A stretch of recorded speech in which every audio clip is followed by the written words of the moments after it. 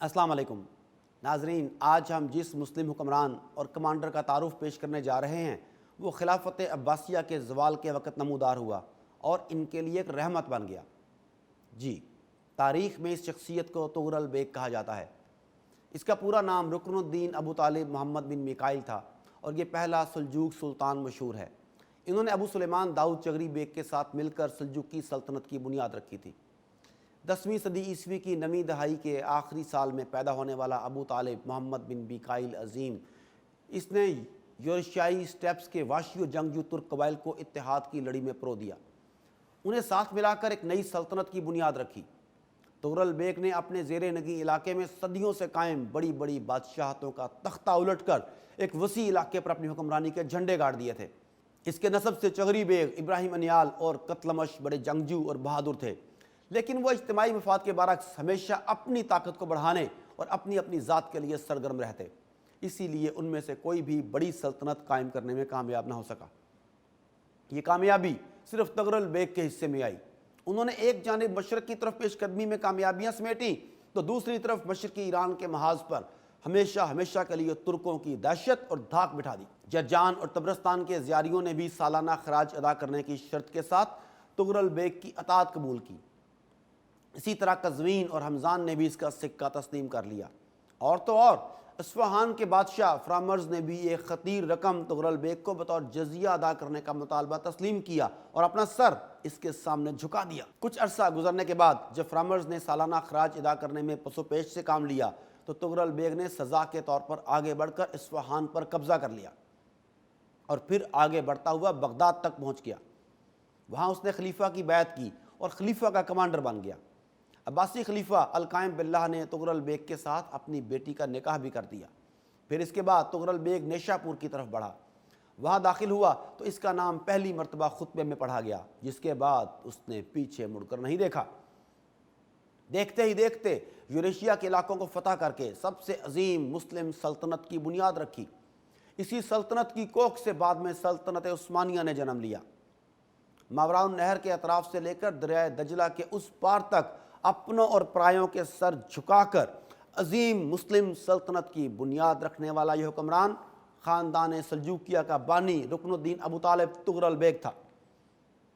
وسطی ایشیا اور یوریشیا کے علاقوں میں اسلام طغرل بیگ کے دم سے ہی اپنی جڑیں مضبوط کرنے میں کامیاب ہو سکا۔ سلجوقی بادشاہوں کی تاریخ اسلام کی عظمت اور بزرگی کے ایک نہایت اہم دور کی تاریخ ہے۔ خلافت عباسیہ کے سیاسی زوال کے بعد جس سلطنت نے اسلامی ممالک کے بیشتر حصے کو ایک مرکز پر جمع کیا وہ یہی سلجوقی سلطنت تھی۔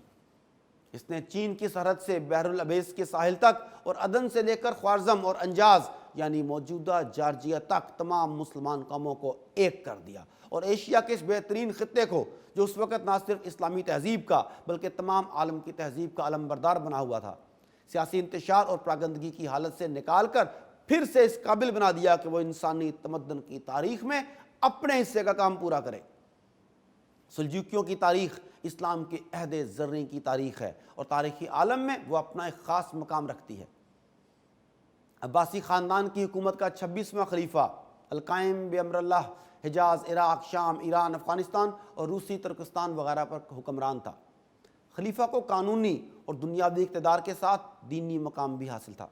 وہ صرف بادشاہ ہی نہیں بلکہ خلیفۃ الرسول ہونے کی بنا پر مرکز عقیدت بھی ہوتا اور اس کی اطاعت صرف قانوناً نہیں بلکہ شرعاً بھی واجب ہوتی۔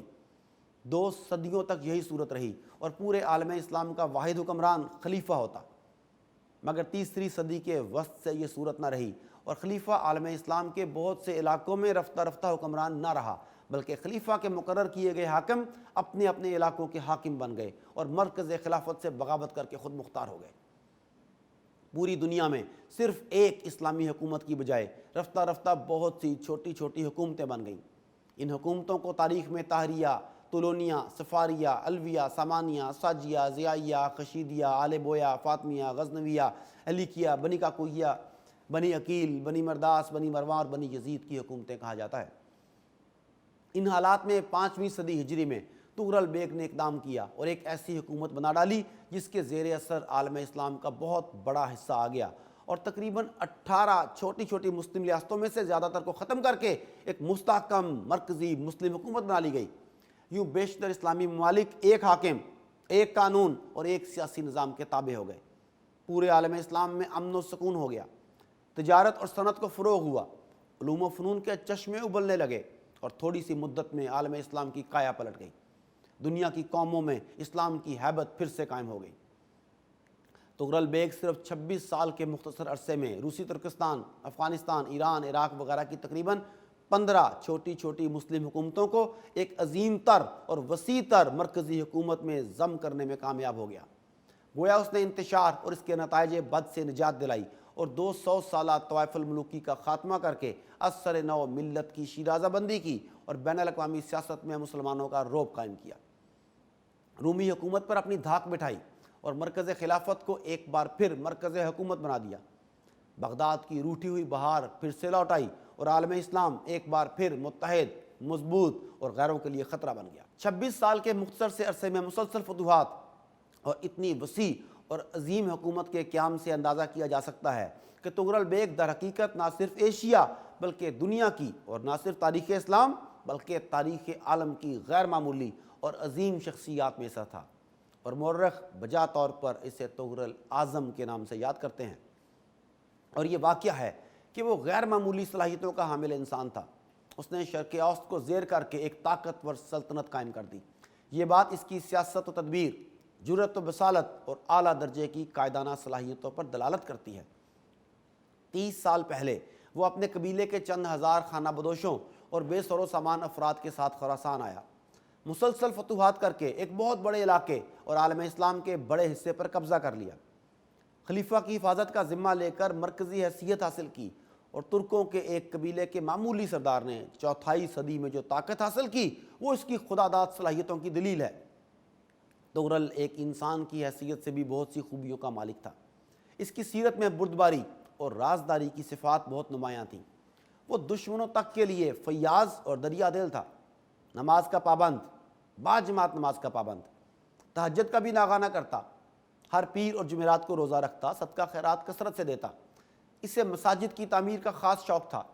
وہ کہا کرتا کہ مجھے شرم آتی ہے کہ کوئی عمارت بنے اور اس کے پہلو میں مسجد نہ ہو۔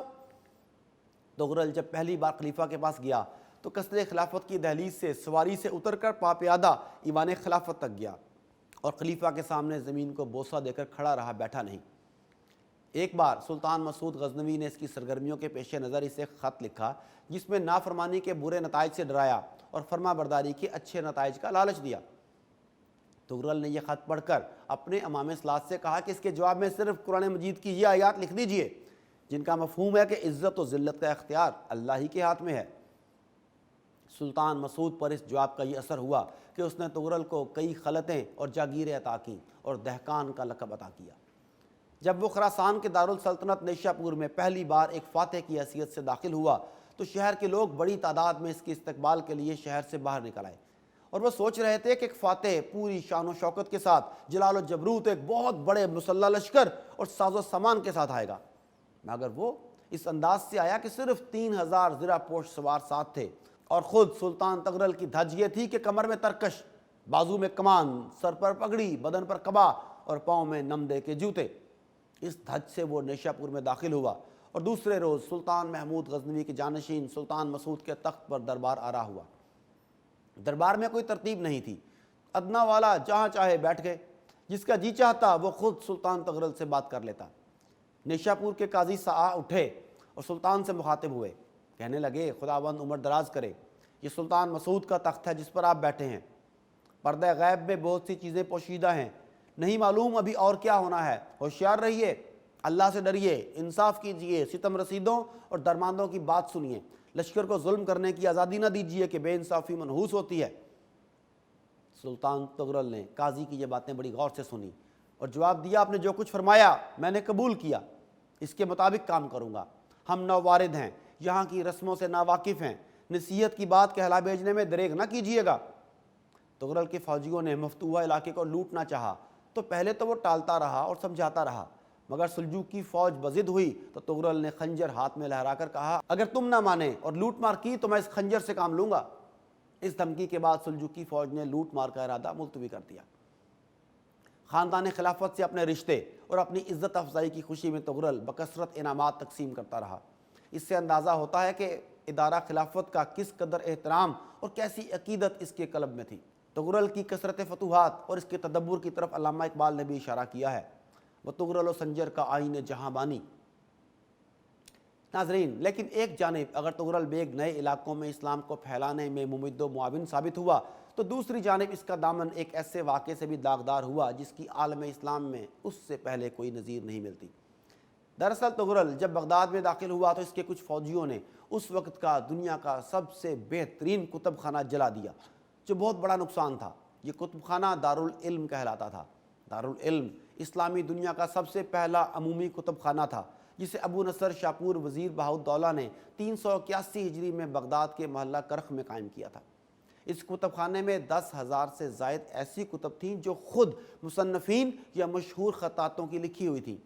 دنیا اسلام کے بہتر سے بہترین کتب خانے دیکھنے اور کھنگالنے والا 12ویں صدی عیسوی کا مشہور مورخ یاقوت الحموی الرومی عالم اسلام میں لکھتا ہے کہ دنیا میں اس وقت تک دارالعلم سے بہتر کوئی کتب خانہ موجود نہ تھا۔